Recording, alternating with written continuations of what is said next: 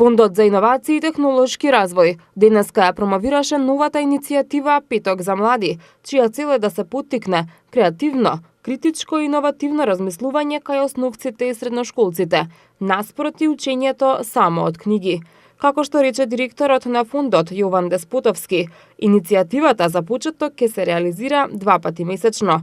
Се уште е во експериментална фаза и е отворена за секакви предлози.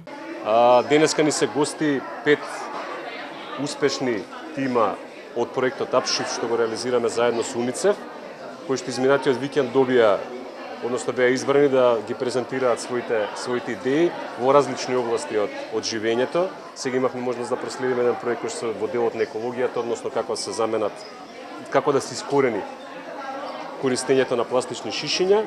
Покрај овие 5 тима кои што се составени вообичаено од средношколци, имаме на гости една група ученици од Основното училиште Димитар Миладинов.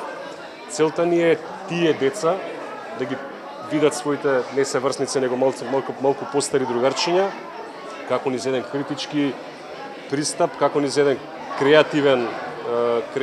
креативно размислување, наоѓаат решенија и ни нудат решенија за различни проблеми со кои се соочуваат во секојдневието. Она што е многу важно е што се одважиле, се охрабриле, сме ги поттикнале да размислуваат на еден начин со кој што ќе си го подобрат своето секојдневно живење, преку нудење на поинаков пристап кон проблемите и поинакви решенија кон проблемите. На промоцијата 5 екипи од средношколци од различни училишта ги презентираа своите иновативни предлози од циклусот Истражувачи.